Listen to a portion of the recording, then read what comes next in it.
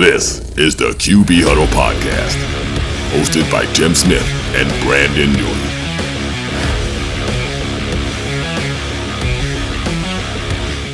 And welcome back to the QB Huddle Podcast. I'm Tim Smith. I'm joined by always by my podcast partner, Brandon Newey. We're here to talk all things quarterback all season long.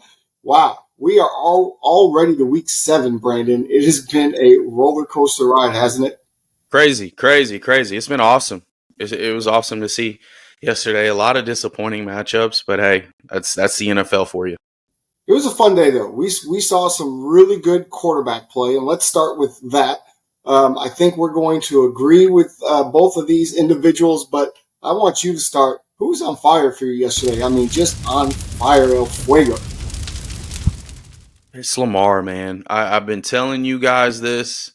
I've been telling you. I know his stats didn't speak out to the outside world, just like, oh, he's only got 5 TDs to 3 interceptions. What's going on there? It doesn't look like an MVP guy. This guy has been completing passes in the pocket at a high rate.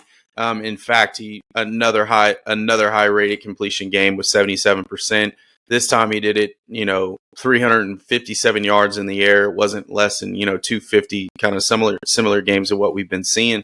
But they finally lit it up. I mean, he had 4 total touchdowns. 3 of those were passing, 1 rushing. He looked unstoppable. He really gave the Lions a humble pie and brought them back down to reality. I think if Lamar continues at this pace, I did predict him as my preseason MVP. So it's kind of trending that way. So I was very happy to see Lamar really do his thing. I think he's a phenomenal quarterback. And now people are really finally getting to see what a lot of us have been, talking behind closed doors is, hey, Lamar can deliver from the pocket just as good as anybody. And now his receivers are catching the ball. That offense looks in sync. It seems to really be trending that Lamar versus Pat Mahomes matchup in an AFC title game if they continue this path. Yeah, Lamar looked incredible yesterday. And, yes, he did. Everyone has been saying there was a lot of interviews with him over the weekend, and there was one particularly on Fox. And the thing was, hey, you are a thrower of the football. You're not a running back. And that was the narrative when he came out of Louisville. Was he going to be able to do this kind of thing? And first he was in kind of packages in Baltimore, right, his first year, and he was running the ball a lot. But I think he put that to bed when he was an MVP, right? And he showed that he could throw the ball.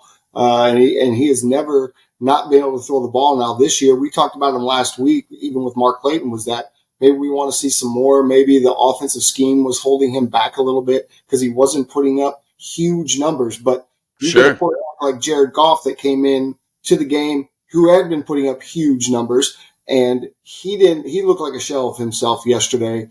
Obviously, he is a quarterback that needs that play action to be good, and the Ravens shut down the run game. No Montgomery yesterday. So without a run game, there is no play action. And of course, at that point, Goff looks average, maybe even below average yesterday. Lamar looked incredible. Lamar was doing it in the pocket, outside of the pocket. What I liked about Lamar yesterday, and now, Brandon, you said you've been seeing this for a while. A lot of people commented on this during the broadcast and on all the shows today of what they're seeing from a growth of Lamar Jackson was when he was getting outside the pocket, he wasn't getting outside the pocket looking to run and get downfield. He was actually looking to buy time to deliver the ball down the field, and he was doing it at a highly accurate, with high accuracy, and it was incredible. And when he does that and he's got all that working, and he was running a little bit when he needed to, but protect yourself, run when you need to, throw it down the field, deliver the mail, as we always like to say. And he did that yesterday. There was only one quarterback that played better than Lamar yesterday. If anyone played better, I would say 1A, 1B, because they were both incredible. Patrick Mahomes went off yesterday, and he's another guy that has been putting up, kind of average-ish numbers. That offense hasn't clicked yet. Right. Yesterday, in the first half, he was 19 for 23, 3 TDs, over 300 yards, 1 pick. Finished the game with 424, 32 of 42, 4 touchdowns. At one point in that game, he did throw a pick. Do you realize at one point in that game, he and Travis Kelce had 27 attempts and 27 completions together?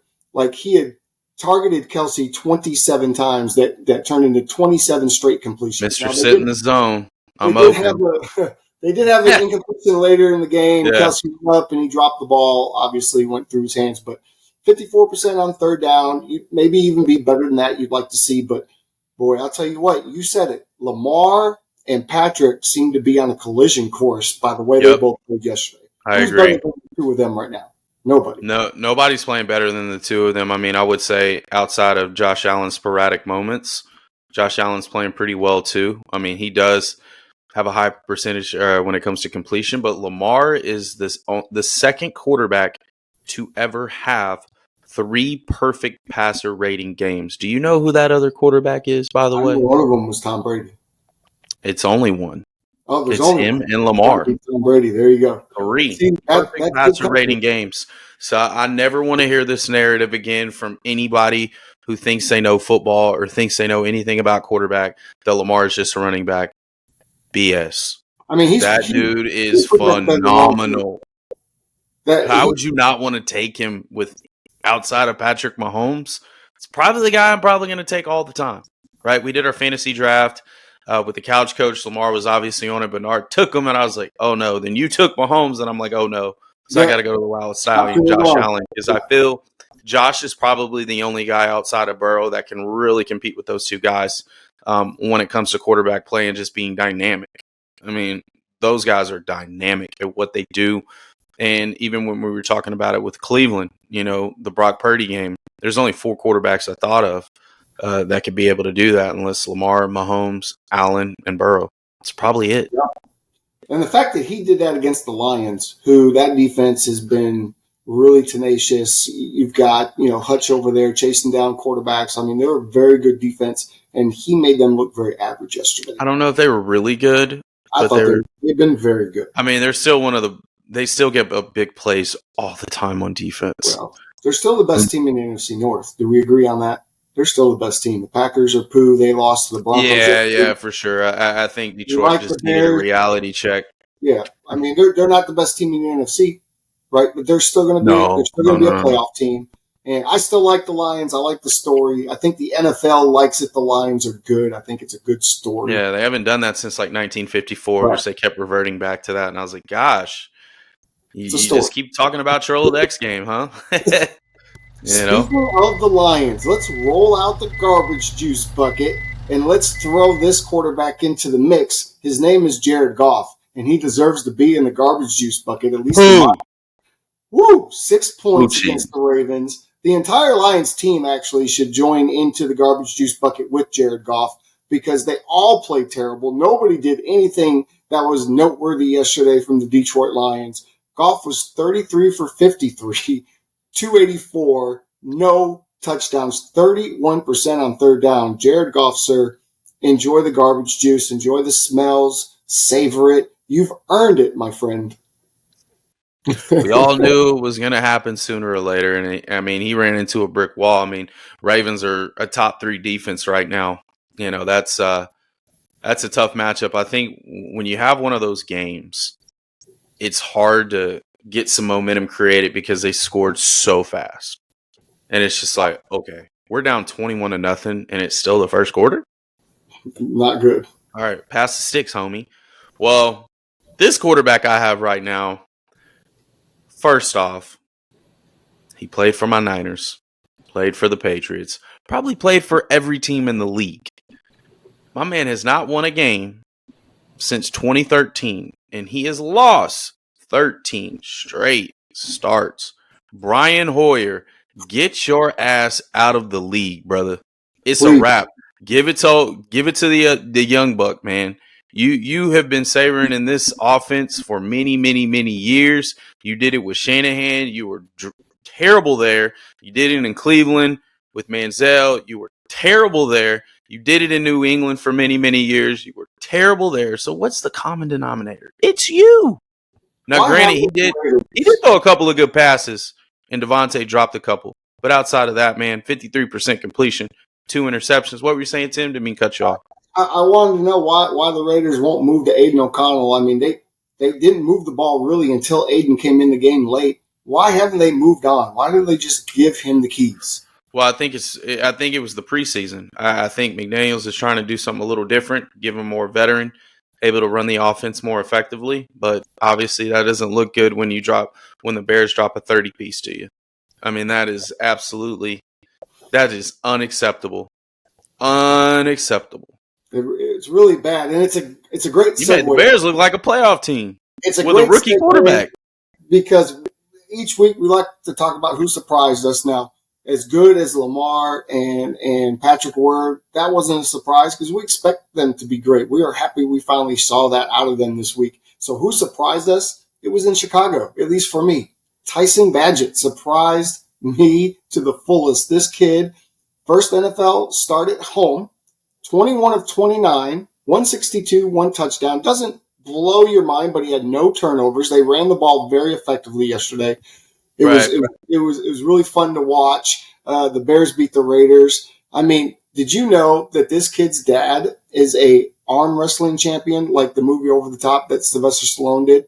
So his dad is this big beefy dude who was an arm wrestling champion. He arm wrestled Tom Paracello at the Combine for fun. Grabbed the microphone and was talking into the microphone and just sitting there. And this dude has got two hands and he's putting all his weight into it, but he could not bring his arm down.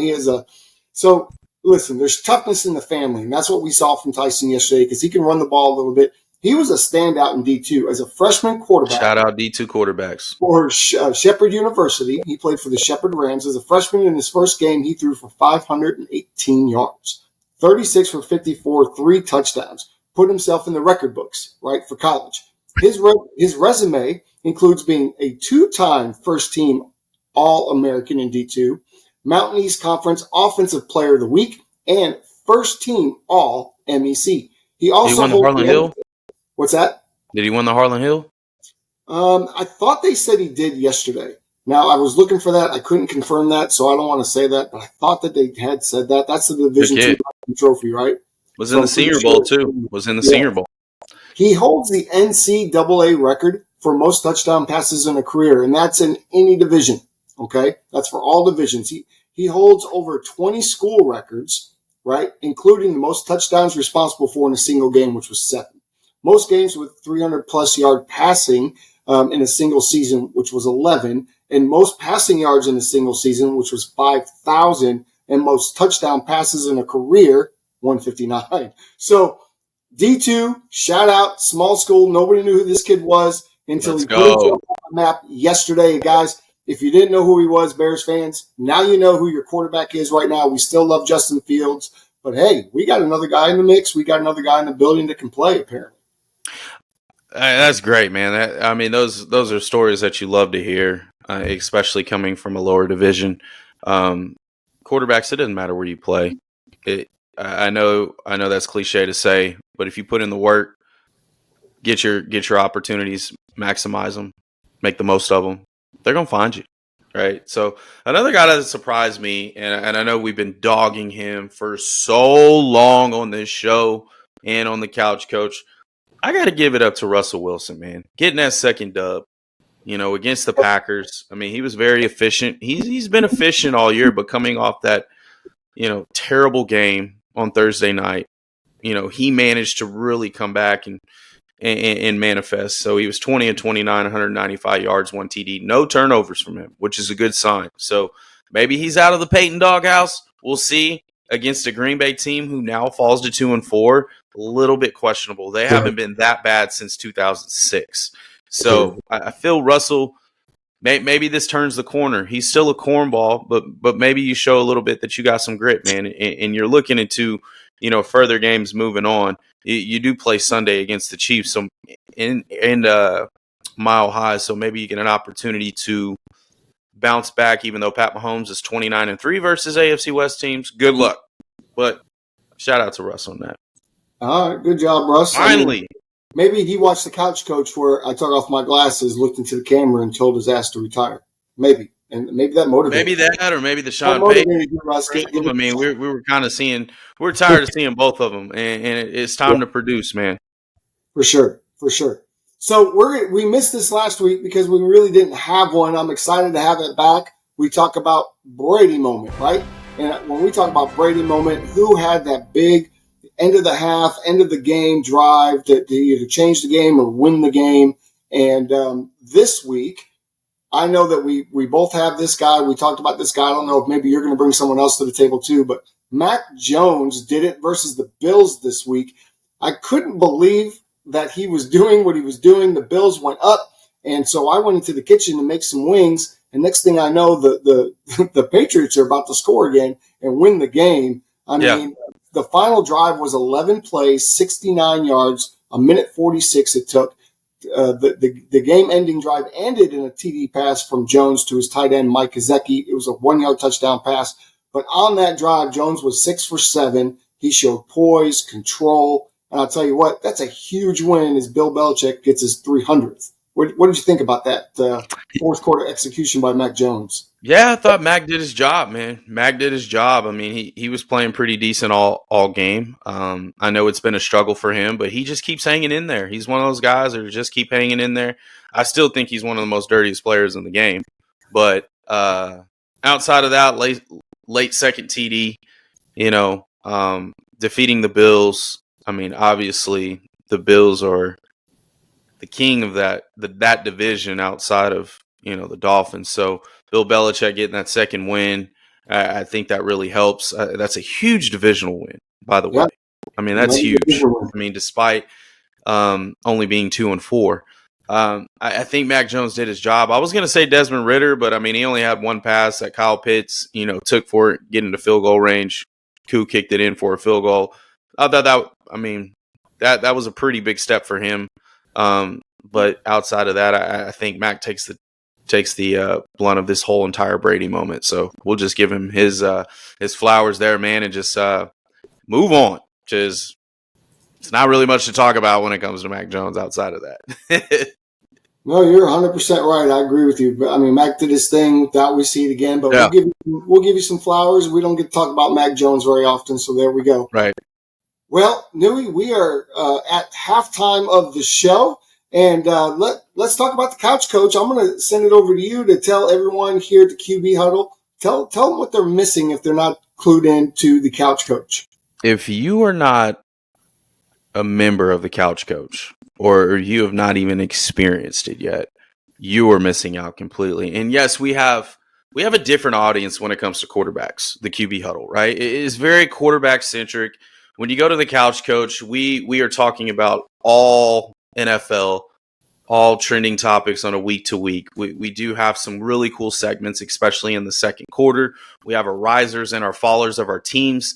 I think EXO was spot on with the entire Detroit Lions and Baltimore Ravens talk. I mean, he was spot on. It's a clip that's going out. Just stay on the lookout for that because we have several guests. We have a lot of momentum created within this show. I think it's a good show. It's very diverse. We have different guests on every week. We'll have a different segment every week. I'm really excited about this one because I felt like we were spot on, and I think EXO is in my chat line right now. He's finally starting to build up on those wins. I think I have to go and send my script and show him. Yeah, I'm 7-5 here. I'm gonna talk about that a little later. But man, go like, share, and subscribe on those. Also, our QB Huddle audience, we really appreciate everybody who follows, who dials in, even good feedback, negative feedback. That's all great feedback for us. We're trying to build a community here. Please like, share, and subscribe on the Couch Coach as well as the QB Huddle. And that's all for halftime. So bring in our guy. Man, ladies and gentlemen, we have a special guest today. Today, we're going to bring you a guy that I've had a chance to coach. Brandon has had a chance to work with and play with. I've known this kid since he's 18. He's now a grown-ass man, so I can't call him a kid anymore. He's out of Dunbar High School. He's been a staple of minor league football here in Dallas since 2012, winning a few championships along the way. He's played arena football for a while now. He played with the North Texas Bulls. He played with the Arlington Longhorns and some others.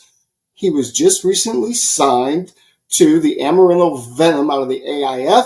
Ladies and gentlemen, welcome to the show, quarterback Vern Sharp.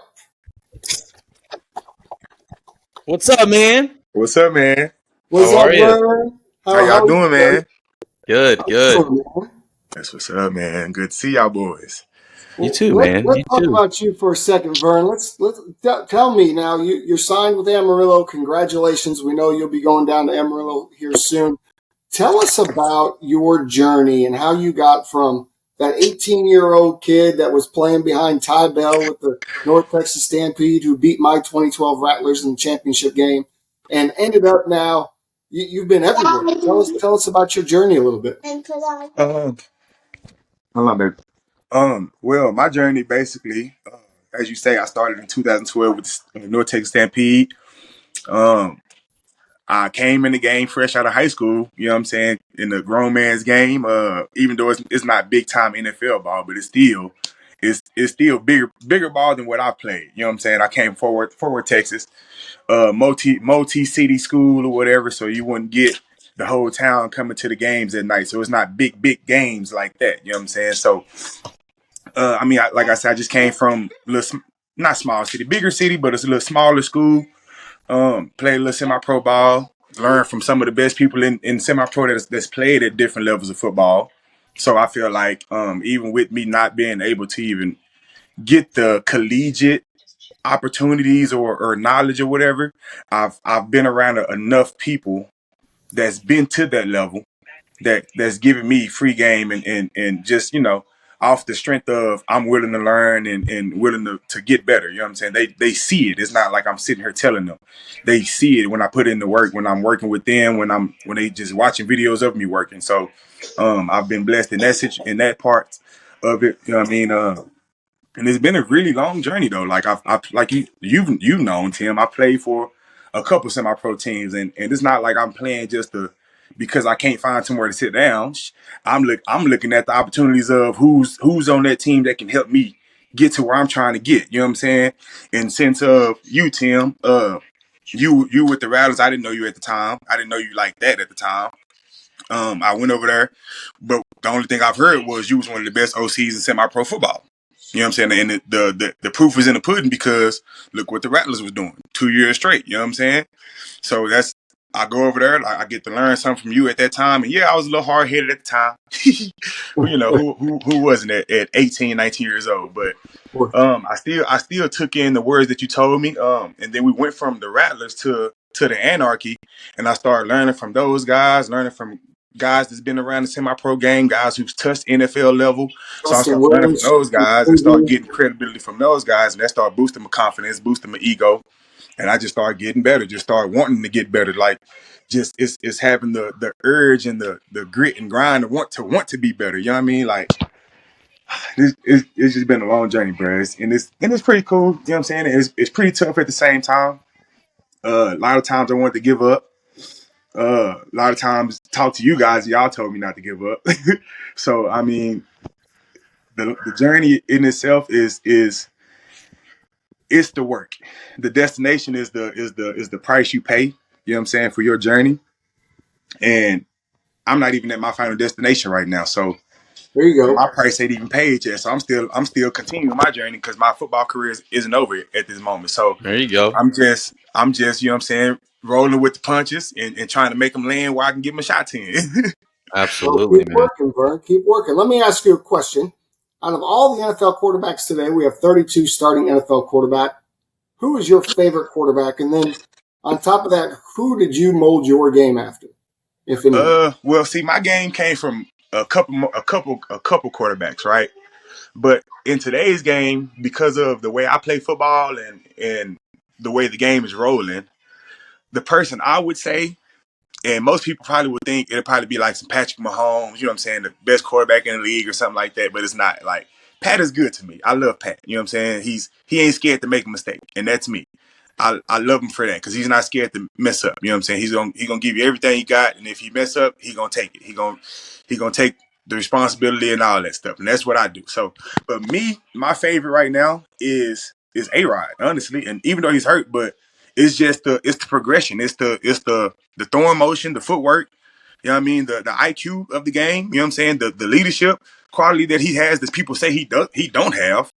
He really has it, and it showed. It showed with him going to the Jets, and it's on Hard Knocks of him giving game to Zach Wilson. Zach, He didn't have to get that man no game. Brett Favre didn't give him game. You know what I'm saying? So Right. Oh, I love that. and that's me. I'm that type of person. Like me, even now with people that I compete against for QB positions, if you are a lesser talent, you know what I'm saying? And even if I've been taught by some of the best, you know what I'm saying? If I can learn something from you, I'm gonna learn something from you. But at the same time, if I can teach you something, that's what I'm gonna do. You know what I'm saying? No matter if we competing for the starting spot or not. You know what I'm saying? Like, because at the end of the day, it's not about the coach's decision on that part anyway. It's what we do on the field, what we progress. You know what I'm saying? How we progress. If we completing passes at practice, if we got high percentages at practice, if you got a turnover ratio of 3-1 at practice or whatever, you know what I'm saying? All that plays a part in you in your position. But I know I didn't get the game as a young guy. You know what I'm saying? Like how kids are now, 16, 15, 14. They getting quarterback trainers and getting the real game for the football games on at Friday night, like Saturday night, Sunday. They getting all of that. So since I didn't get it, and because I've been getting it now, you know what I'm saying? So anytime I get the opportunity to give my word from what I've been receiving, I do that. You know what I'm saying? Like that's me. And that's what I've seen A-Rod do on Hard Knocks. So that's my favorite right now. Okay. All right. Well, we're going to jump right into it, Vern. We're happy you're here. Thank you for that journey. Yeah, man. Thank you for that. It's awesome. So inspiring. I hope that anybody else that's out there plays semi-pro football here in Dallas or anywhere is listening to that story and understanding that if you're good, they will find you, right? And Vern's been found. Semi-pro is not the end. Yeah, and I've always said this, man. It doesn't matter how many championships you won. You always remember the journey. Yeah. Yep. Straight up. You don't remember I got a those couple, rings, you know what I'm saying? But yeah, you have stories about them, but it's you have more in-depth stories about the journey and the sacrifice and the hard work and the day-to-day grind that it took to even get to that. So that's awesome, man. I'm happy for your success, dude. You're crushing it. Shoot, y'all the reason for some of them championships, so y'all should be applauding yourselves. Well, I was on the butt end of one of them, so I got a few. It is what it is, Tim. You know what I'm saying? We kind of all was at some point in our careers. We're gonna do something. The point is to learn from them situations.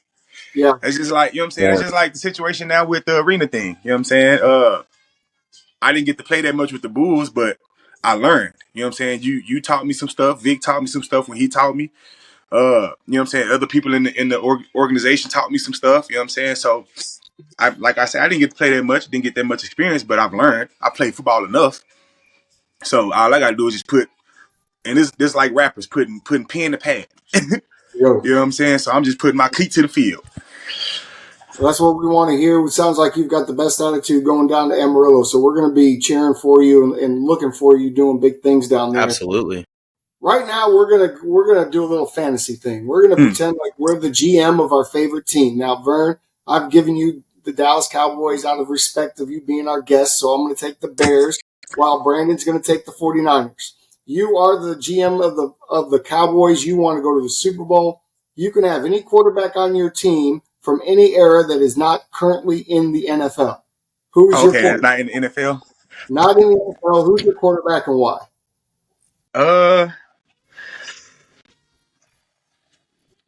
I would say for the Cowboys, I'm gonna say me. Oh my goodness, you never played in the NFL. Never, and I'm gonna say me, and I can tell you why. I can tell you exactly why. Okay. The reason why I say me, is for one, that's my confidence, that's my ego. So two, ego, yes. Two, for sure, I know for a fact I have the skill to be able to play at that level. The training and stuff that comes with it. You know what I'm saying? And catching up with the game speed that comes with the work. That's just like rookies coming in from college. It's football. So, but I have the arm talent. Let me say that. That's the skill I'm talking about. I ain't saying I'm the best runner or, you know what I'm saying, anything like that. But I have the arm talent to play at the next level, right? Secondly, I'm not scared. I'm not scared to mess up. I'm not scared for mistakes. I'm not scared to throw picks. I've thrown multiple picks in games in one game. So I'm not scared. I'm not scared to run.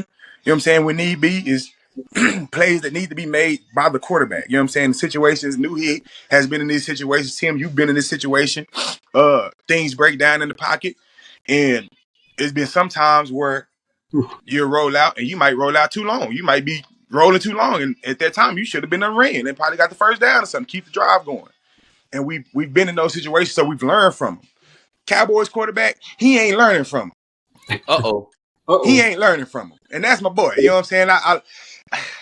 I want him to succeed so bad, but you gotta call a spade a spade. My boy ain't being him. And you can't really, I can't really knock him because it's the ankle injury. You know what I'm saying? That's not really nothing you can just really get over like that. But at the same time, I feel like if you have the confidence enough to sit in that pocket with that beat up O-line, you should have all the confidence in the world in yourself to run outside that pocket and get a first down and keep yourself safe, to keep your team on the field and win games. You see what I'm saying? That's me. That's my thing. That's what I think. I want to be clear. You're the GM of the Dallas Cowboys, and you have signed yourself to play quarterback. From any quarterback in history, you've chosen Vern Sharp. Hey, listen.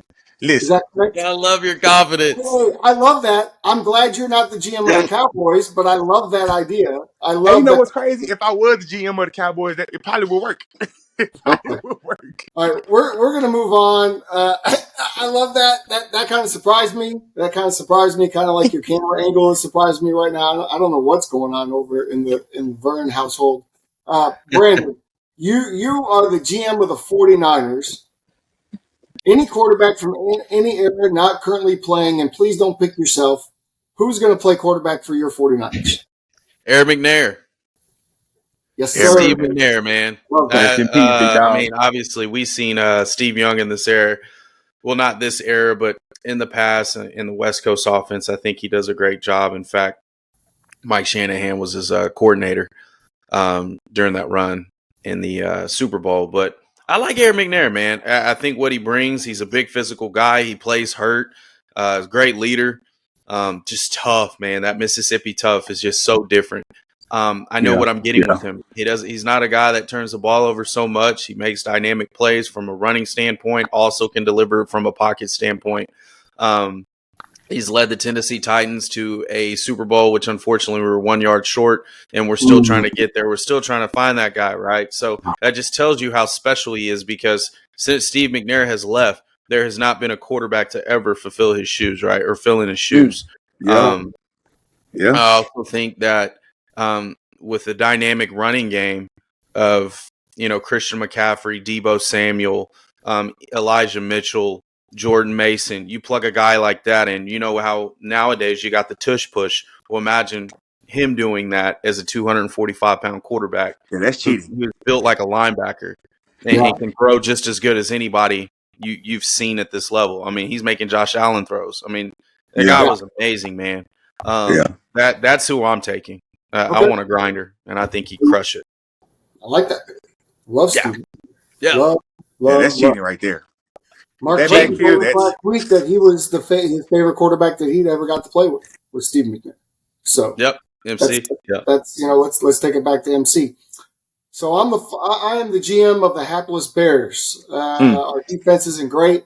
We do have a good wide receiver core. Our offensive line is challenged, and our running backs aren't out of this world since we let Montgomery walk away to Detroit. So for me, I'm going to take Michael Vick.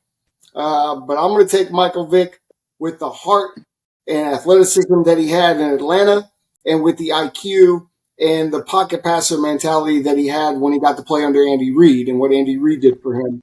Wait, so is that fair? What's that? Is that fair? Because that's two different quarterbacks. No. I know it's the same quarterback. I'm taking the mature. Probably want to. I'm not taking, let me be clear. I'm not going to take Michael Vick at the beginning of his career. He did take the Atlanta Falcons into Lambeau and beat Brett Favre in the playoffs. So that's really all I need to say. You're still banking on that? Banking on that game. Because my man is going to come into Chicago. He's going to be able to work with a porous offensive line. He's going to be able to get outside the pocket. He's going to be able to do all the same things that Justin Fields can do, but he's going to be more accurate. And you realize he only completed like 59% of his passes for his career, right? That's because we're taking a lot of those stats from Atlanta fall into there. That's why I'm taking the pocket sure about that? From the Andy Reid era. You You know, sure what I was about gonna that? I was gonna ask you too, Tim. look, That you took yourself, so I don't want to hear no gripe from you. At least I can put myself on the Bears, right? I think I put myself on the Niners. My lord. But hey, no, I mean, I don't know how you could go wrong with Michael Vick, right? no, I'm only Yeah, asking because when you said he beat the Packers, right? He yes, came to Lambeau and beat the Packers, but that's they why also went back home and lost to the Eagles. I don't care. I want him because he beat the Packers. He wasn't supposed to beat the Packers. He beat the Packers by himself. He didn't have I a. just think you want to take the athleticism of Michael Vick with the That's what he's doing. IQ of him. Yeah, like you're trying to combine those two He players. And throws a lot. those two players, you can only take one. So you either got to I'm take the gonna take Eagles Michael Vick or the Philadelphia. I'm Falcons gonna Michael take Vick. Which one you Philadelphia. taking? Even if Philadelphia. you even if you take Michael Vick in Yeah. Philadelphia, his best Wow. season statistically passing percentage wise was 62%. Outside of that, he completed under 60% of his passes throughout that entire realm at I'm gonna give him in better Philly. receivers than he ever had. So I think right now Justin Fields actually has a better percentage completed. Justin Fields I can't think he's play. probably He's a little never- bit more dynamic right now, so it's kind of like you're still in the same boat. Pretty Maybe. much. O-line still iffy. Nobody likes my pick. Okay. No, I O-line still love iffy. Vic, bro, but it's literally a lateral move. Let me go down the road. I could have taken Dan Marino. There you go. He wouldn't have any. Way better pick. No protection, no run game. I could have taken. He gets rid of the Tony Romo. ball. No Somebody protection, gets rid no of the run ball. game. Like Why I don't you could take Steve Young? I got to take a quarterback that can go. I would Steve take Young, Young? though. Steve Young. I like Michael Vick, man. Let me have Michael Vick one time on my team. Golly. Hey, I'm surprised for both of y'all that neither one of y'all picked like Joe Montana or something. Like I heard Nuki say something about Steve Young. You know Joe what I'm saying? 'Cause Montana I know already. I know that's your boy. You know what I'm saying? I know that's your boy. I'm a big Steve Young guy. I didn't get to see Montana, but I just think McNair in this offense is just so dynamic. Yeah. He's a new age guy. I like. Yeah, he was ahead of his time, bro. He was way ahead of his time. He It was. was like he was ahead of his time like Vince Young was ahead of his time at UT. With the spread Vince offense, Young would kill in this era in college football. with the spread offense, bro, this is what he's running. What he ran Right. at UT. Well, McNair came from that West Coast. Look, Yeah. look. He mad. We're gonna move on. Yeah, dude, we crap on your pick. I love Vic, but damn, bro. Jesus, I want Michael Vick in a Bears uniform. My man still ain't completing 70% of his passes. Hey, no, Y'all still gonna be in look, the Tim. same boat. Hey, Tim. Hey, on some real stuff. And I ain't gonna lie to you. Your team will be fired for Madden, though. There you Oh, go. it'd be amazing. I mean, this is fantasy, so let me Exactly. So It'd for be Madden, they'll amazing. be fired. You have a great Madden team, a great fantasy team. That'd be him and DJ Moore and At the end of the day, my team's still going to beat your team because you picked yourself. You didn't take Look, see this. See, nope. This is where you're wrong, Tim. this is Vern promoting Madden, himself. I can create and I edit myself. appreciate it. This is the Vern show now. I love it. Yeah, I can create and edit myself on Madden. Yeah. Educate the people, Vern. We always like to go in and let the people know what games they should watch next week. So, Vern, give me a matchup that you're looking forward to next week, solely for the quarterbacks. Not your favorite team, but what matchup to you stands out as a good quarterback matchup? I have two. Can I say two? You can give me two. Give me some. Okay, Yeah. so let me make sure I get the teams right. The first game that I want to see, which is a later game at the night, is the 49ers versus the Bengals. Okay. Quarterback play. Yes. Purdy versus Burrow. You know what I'm saying? Both of them been standouts, been doing what their team need them to do. I ain't gonna say carrying the team, but as far as like other quarterbacks playing for those teams, it's not gonna work. Those two quarterbacks are perfect for those teams at this moment. You know what I'm saying? To me, Sure. the other game is who the Steelers playing.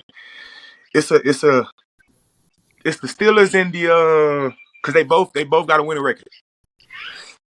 I don't know who the Steelers play this week. I forgot. It's It's gonna be a good quarterback matchup. Trevor Lawrence and Kenny Pickett. Trevor Lawrence. They play the Jaguars. The Steelers and the Jaguars are playing. So you like Kenny Pickett? No, but he has improved since last year. Okay. I'm not a fan. I ain't gonna say I'm not a fan of him. You know what I'm saying? I'm watching football regardless, and I'm watching him progress, and he has improved since last year. You know what I'm saying? It's the confidence. He's showing more confidence. He's showing he's more sure of himself, and he's trusting his receivers more. That makes all the sense in the world. It helps he All gets his other guy back too. So. Yeah. And then too, they need to do something with Najee Harris because they need another running back. He's You not don't it. like Najee? No, bro. To me, he's a 20 and in guy.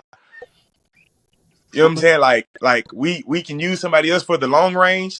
You know what I'm saying? And maybe he busts a big play open for us or something. And if we get down there like Najee Harris, 20 and in, yeah, let's run Najee. Right. Ground and They're pound. looking for an elusive back. They need like a Tony Pollard, is what you're Yeah, saying. it's only to the fact of Najee don't have that vision like that, bro. It's literally all downhill for him. And if the hole isn't there, he's gonna run into the back of his alignment to me and try to make a hole. And Boring running back, you would say. Yeah. pretty Yeah. much. Gotcha. Who do One you of them, got? Man? he run like it's 1985 or something. And the Emmitt coach was Smith. like, put your head down and He just get runs in like there. Derrick Henry without Derrick Henry power. Right. But at least Derrick Henry can use his vision and elusiveness and get here and there. And Yeah. Najee he don't. I think Tayshaun Spears is taking a lot of his reps now. He is. Derrick But that's may because get they want to traded. get rid of him. Yeah, Derrick may get traded. Yeah. Who do you got this week, Brandon? Give me some. Man, I got the rookie bowl, man. CJ Stroud versus Bryce Young. I think this goes all the way back to them in high school where Bryce was the number one quarterback in the country and CJ was number 2. Bryce was selected number 1 overall. CJ was number 2.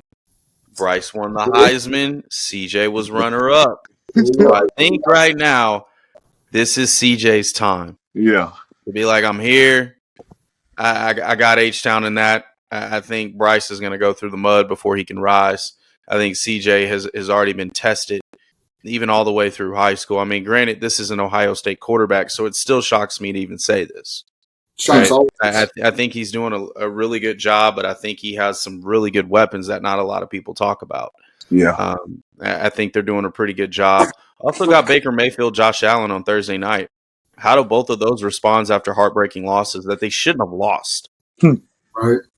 Somebody posted, they said Baker Mayfield lost in the Baker Mayfield's way. In a Baker Mayfield way? Yeah. I didn't know what that meant because I didn't see the game. But he threw a last-minute pick, had an opportunity. They kicked he drove him down, kicked the field goal. Just so happens the Falcons had a little bit more time left, and they really should have went into overtime, and they ended up kicking the field goal to win. Yeah, they certainly blew it. He messed it up, but he cleaned it up. You're supposed to beat the Falcons at home. Yeah. That whole division is trash. Let's be honest. So much for your Baker Mayfield pick, huh, Tim? It started out good. Doesn't mean it can't turn itself around, right? Who you got? He's still going to win that division. It was hard to look for good matchups this week. I think, I kind of underestimated the Rookie Bowl, but I like that. But I don't think that's going to be much of a matchup. I expect CJ and the Texans to run through the Carolina Panthers. I just expect that to happen. But 49ers Cincy is a very intriguing game to me. I think preseason we probably all could think that's a possible Super Bowl preview. And then Joe Burrow gets hurt. He has a terrible first quarter of the year, but came alive last week. I think, the 49ers now coming off, they got some injuries. We're going to see what happens tonight. I think they're going to get tested without Trent Williams in the lineup, with a banged up Christian McCaffrey and without Debo. This is a big game for Brock Purdy tonight. He has to silence people tonight. And then next week's a big, big game. I believe it's in Cincinnati. I think that'll be another test. Maybe you'll get one of your guys back, right? Get off some injury a little bit. But I think it's a bigger test even for Joe Burrow. I think he needs that game because they haven't proven yet, the Bengals, that they can beat a good team, right? And now Joe Joe Burrow. Joe's healthy. He's coming against a good defense. And to me, that's always the test, right? When you come up against a good defense, like the Dolphins have failed that test twice this year, right? Versus the Bills and then last versus the Eagles. So you've got to pass the test versus good defenses if you're going to go on into the playoffs, even though, Brandon and I agree. I don't know where you are, Vern, but the Super Bowl goes through Joe Burrow. Through Patrick Mahomes right now. I'm wearing his jersey. This is where the Super Bowl is going through. You got to beat this man to get there. Yeah, you got to beat that guy. I like the Brock Purdy Burrow matchup. I even like this one tonight. I even called this one with Kurt and Purdy. The Vikings blitz more than anybody. And the second team that blitzes the most is the Cardinals. You know what that boy went for that game? 95% completion. Hey, he went crazy that day. It's on. It's on. Name me a quarterback that's ever done that. I don't think anybody has. Let's right? go. So the Cowboys take on Matthew Stafford and the Rams. That was my other one. And what we're seeing is everybody, you said it, Brandon, earlier, everybody that's coming off a bye is winning games. This is a home game against the Rams. I mean, this is a game that we should win. The Rams have surprised us to some degree this year, although they lost yesterday to the Steelers. So it's, they're one of those teams that have you scratching your head week to week. But the Cowboys should take care of business in this football game. Do we all agree? Oh, yeah, 100%. Of course I'm going to agree. I'm a Cowboys fan. Of course you're going to agree. All right, we're going to move on to our very last segment. Thanks, everyone, for staying with us this long and enjoying Vern Sharp as our special guest today. But, Brandon, you've been on fire when it comes to fantasy. All of your quarterbacks are hitting. You did sit Lamar by accident in one of your leagues this weekend. I messed up. I have like 5-6 leagues going, and I started Tua, and I felt really bad. Sometimes I was like, I should have never did that. No, you should never sit Lamar. Yeah, that was terrible. It was a terrible mistake this on my segment end. is all for Brandon. This is your fantasy segment. Give us your top quarterbacks from the prior week, who to start this week, who to stay away from. What you got? Top 6 I'm going with to start him. Josh Allen versus the Bucks. I think he lights him up. I got Lamar versus the Cardinals. I think he continues the same dominance that he has. Mahomes versus the Broncos, because obviously he's 29-3 versus AFC West teams. He had a really good game against them on a Thursday night. I got Goff bouncing back with against the Raiders. I think the Raiders losing that game, I think McDaniel may have lost the locker room, right? You probably get a young guy. They'll probably make the switch, so it's probably going to look a little bit different. Goff's in a dome, which really helps. And then you probably get David Montgomery back, which also helps as well, too. CJ, I got CJ versus the Panthers. I think he may dice him up. I mean, he's been dicing them up pretty well this season. You can't go wrong with CJ Stroud through the entire 6 weeks. And then I got Brock Purdy versus the Bengals. Ooh. I think Brock's going to torch him. I think he is. I don't see that team. That team plays a lot of zone, and I'm just like, you cannot play zone versus him. He'll dice you. Okay. And so he's really good. He's really good. His skill is limited, but he's good. He's good. He's very good. I'm going to sit Tua versus the Patriots because Tua always plays bad versus the Patriots.